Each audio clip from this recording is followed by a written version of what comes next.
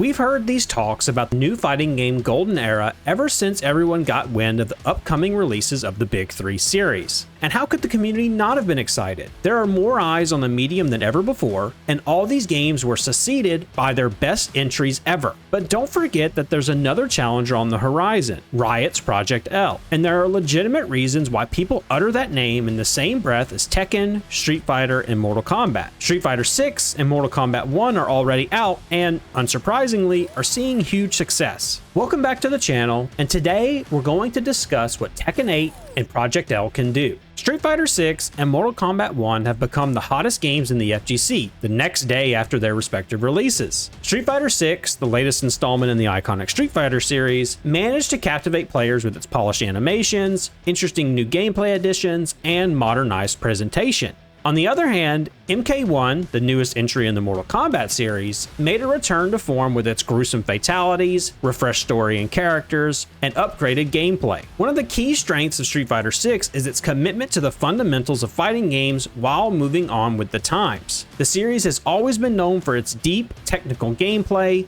and Street Fighter 6 upheld that tradition. The precise inputs, complex combos, and the art of spacing and timing are all integral to success in Street Fighter 6. This core gameplay experience is something that fans have come to expect from the franchise, and it's a formula that has worked for years. But Capcom realized it needed new blood, an influx of players that hadn't played fighting games before or were switching from something else. For them, the developers devised a new modern control type that blurred the skill gap somewhat. Don't get us wrong, there's still no substitute for sheer knowledge and skill, but it has simply become much easier to pick this game up. For Tekken 8 to answer the success of Street Fighter 6, it also needs to maintain its focus on intricate mechanics and technical gameplay. The Tekken series has a dedicated fanbase that appreciates the depth of its combat system, which revolves around 3D movement, juggles, and frame data. Tekken 8 will build on this foundation by introducing new characters, stages, and balance adjustments while keeping the core gameplay intact. But it's essential to strike a balance between accessibility for newcomers and complexity for veterans. And, based on the closed network test that we played, is where they're falling short somewhat. Tekken 8 has its own brand of simplified controls, but they pale in comparison to what Street Fighter 6 has to offer. Special style controls feel like a rudimentary afterthought, and most definitely won't get you wins against more experienced opponents, especially now that more aggressive playstyles are more rewarded thanks to the heat system. There are two options for how to approach this. One would be to bite the bullet and rebuild the assist system from the ground up and ship it after the game is launched, as there more than likely won't be enough time to work on it before January. The other option would be to do nothing. It's equally as valid an answer to the question of what can Tekken 8 do. The simple truth is that Tekken and Street Fighter are fundamentally different games, and people coming to play them expecting different things. While a debate about the technical depth of these games would lead us to be here till 2030, it wouldn't be far-fetched to say that a 3D game like Tekken is more easily picked up on a baseline level by gamers than something as precise as Street Fighter. The simple truth is that Tekken has and always will be attracted to new players regardless of a simplified control scheme.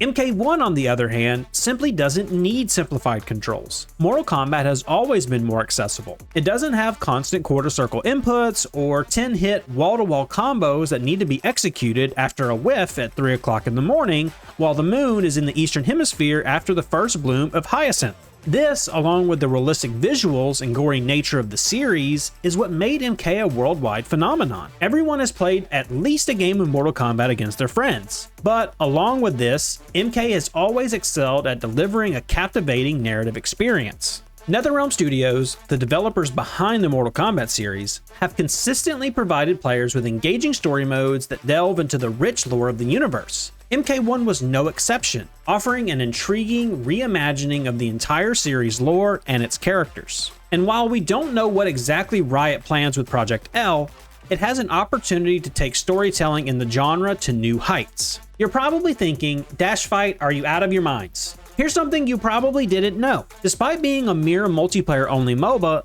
League of Legends has an incredibly developed, rich, and deep lore. It's so expansive, in fact, Riot needs additional projects to explore it fully. The Arcane series on Netflix, the Ruination novel, and several lore-heavy games like Ruined King, Mage Seeker, Convergence, and Song of Nunu. All add depth and clarity to the world League is set in. There's virtually no reason why they can't do something similar with Project L. Hell, they even had a visual novel with fighting game elements within the client of League of Legends for a special event. Character diversity is another area where Street Fighter 6 and MK1 shone brightly. Street Fighter 6 features a vast array of characters, each with their own unique playstyles and abilities. From classic fighters like Ryu and Chun-Li to newcomers like Manon and Jamie, the roster has something for everyone. Old characters still familiar to play, even if their movesets were adjusted or their moves nerfed. Newcomers were the topic of the hottest discussion, with people being in awe at the sight of Marissa and arguing how JP felt like a Mortal Kombat character. Mortal Kombat 1 followed suit by introducing an equally diverse cast of characters, including iconic returning fighters and intriguing newcomers. The catch with MK1, however, is that it's a soft reboot, and therefore, NRS could explore the designs, visuals, gameplay, and backstories of even the most recognizable characters. Yes, Kung Lao still does Kung Lao things, and Scorpion still makes you get over here, but none of them are the same as they were. This is a very interesting blend of familiarity blended with newness. What both games somewhat fumbled, though, is cosmetics. Listen, we understand that they aren't integral to the gameplay experience, but look around. See for yourself how much money League of Legends or Fortnite skins bring annually. Street Fighter 6 gave us a lot of recolors, with the alternative costumes being locked behind either World Tour progress or a microtransaction. Looking back at just how many skins the Street Fighter 5 characters had at the end of the game's lifespan, this isn't exactly an embarrassment of riches. MK1 went even further. While yes, there are absolutely awesome skins that are unlockable with in-game currency, the best and rarest ones are locked behind a rotating shop of featured items, only accessible for a certain period of time. Introducing the effect of FOMO from the much maligned gacha games isn't something that will win many fans over. Tekken 8 is set to continue this trend of character diversity by expanding its already extensive roster with a few newcomers. The game has a history of introducing diverse fighters, and the Coffee Queen Azucena fits the bill perfectly, from her design to her moves and theme. And we're yet to see some other newcomers. You can quote us on that. What Tekken is doing differently compared to SF6 and MK1 is its cosmetics. Bandai Namco has already revealed several alternate costumes that the players can pick in the closed beta, and they're a mix of new and cool designs and classic old outfits. And those will be in the game from the get-go, without any additional charge. Moreover, we could reasonably expect that Tekken 8, like many of its predecessors, will feature a customization mode, where you will be able to customize any character to your heart's content. While this isn't an essential feature, it goes a long way in terms of character and player expression. I don't want to play a Tekken where I won't be able to face Yoshimitsu dressed as a homeless clown. While we don't have much info on Project L, what we know is that its roots are steeped deeply in League of Legends, and the game has a unique opportunity to draw from the extensive roster of champions from the popular MOBA. So far, we have about 6 confirmed characters, and about 2 or 3 more gleaned in various development videos. Judging by the gameplay style of the champions that are already there, we can confidently say that they absolutely retain their identities from League of Legends. League has 160 characters right now, so Riot can pick, choose, and create a fighter of any archetype. As for cosmetics, we still have absolutely no clue how Riot intends to handle them, although we can make an educated guess about the overall monetization based on the studio's other games. Project L will be a free-to-play game, with cosmetics being the main source of revenue. And they don't even need to think hard. The majority of League of Legends characters have a half a dozen skins ready to be converted into the Project L costumes. Online functionality and competitive play are crucial to any fighting game's success. Both Street Fighter 6 and Mortal Kombat 1 offered robust online modes that allowed players to test their skills against opponents from around the world. We even mentioned in our tech review of Street Fighter 6 that we were able to play from Europe with people from Canada and Australia equally well. Rollback is essentially a must for any self-respecting fighting game nowadays, but we don't take it for granted. The hours of Street Fighter V's launch are still fresh in our minds. MK1 had a bit more hiccups, especially with connectivity in several African regions, but the overall experience of online MK play is still way above average. And this is exactly what Tekken 8 must prioritize. Its online infrastructure has to provide a smooth and enjoyable experience. Bandai Namco has a rocky record in this regard. While Tekken 7 was mostly fine, it wasn't nearly as smooth as some other games on the market, and don't even get us started on Soul Calibur 6. The closed network test earlier this summer showed that developers are on the right track, but as we mentioned in our brief overview, not every match was as good as we hoped for. Still, judging by how eagerly Harada and Murray were accepting feedback, we can hope that all the issues will be fixed by release. With Riot Games' background in esports and competitive gaming, Project L should go all in on fostering a thriving competitive online community. From what we've heard, however, this upcoming fighter won't utilize P2P connection and will utilize the existing Riot Direct server-based infrastructure. If this is still the case when the game is being released, it's a risky move. Introducing an additional point of connection that's located at a very different distance for each of the players could be a major riddle to solve for a game that requires as low lag as possible. It will be interesting to see how Tom and Tony Cannon, the creators of the GGPO middleware,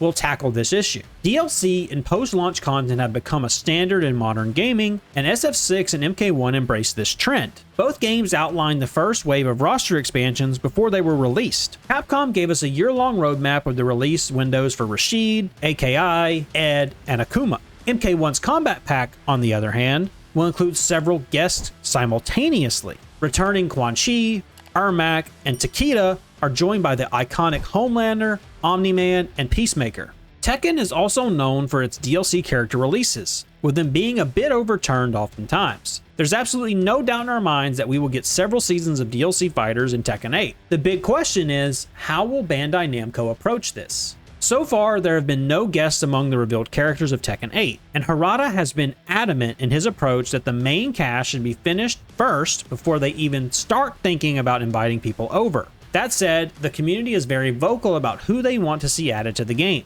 Everyone's salivating at the thought of playing as Kazuma Kiryu, Tifa Lockhart, or Baki Hanma. But this is Harada we're talking about, and you can't forget what's written on his t-shirt. He could give us what we want, guaranteeing high profits. It's equally as likely for him to be so annoyed with us that he'll give us Huey from The Boys as a DLC. Jokes aside, it's absolutely imperative for extended success that Tekken 8 gets not only great characters as DLC, but also receives frequent balance changes as well. Capcom and NRS have been swiftly on top of every issue that arose in their games. Now it's time for Bandai Namco to answer. As was the case with cosmetics, post-launch content is also something that will be more than likely handled differently by Riot Games. While there are 160 characters in League, we highly doubt that Project L will launch with more than 25. This leaves us an ample amount of fighters that could be added post-release. The issue is, if the game is inherently free, it makes no sense to make DLCs cost money. No, the character releases will likely be handled in the same way League of Legends does it. You can pay real money to purchase any newly released character, but you can also use a hefty amount of in-game currency to buy one instead. We're almost certain that there will be a way to earn newly released fighters without needing to pay real money. Otherwise, the free-to-play nature of Project L will make no sense. What Riot does consistently in terms of post-launch content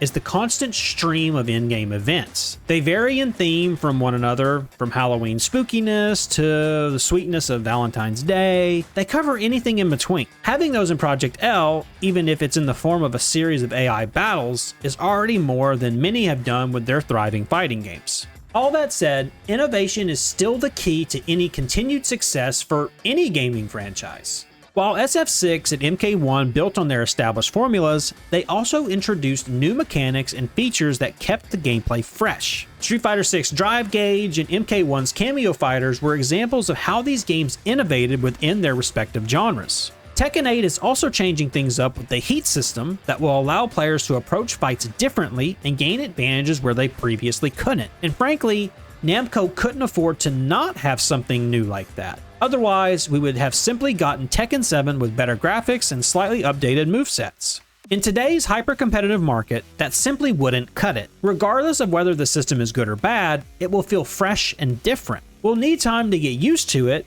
discover its intricacies, and abuse the broken moves until they're nerfed. This is one of the fundamental fun parts of fighting games as a genre: discovery. Project L doesn't have such a pedigree to its name. What it does have, however, is the entire power of Riot Games backing its launch. It's simply too big to fail. For some, it will scratch that Marvel vs. Capcom itch, while others will be drawn in the promise of a low skill floor and high execution ceiling. Project L will feel fresh no matter what. It's not every day that we get a fighting game spinoff from a major IP. This is why it's uttered in the same breath as Tekken, Street Fighter, and Mortal Kombat. And good or bad, the best thing Project L can do is simply come out already. Thanks for watching today's video. We hope you enjoyed it. Let us know in the comments what you're expecting from Tekken 8 and Project L, and we'll see you in the next video.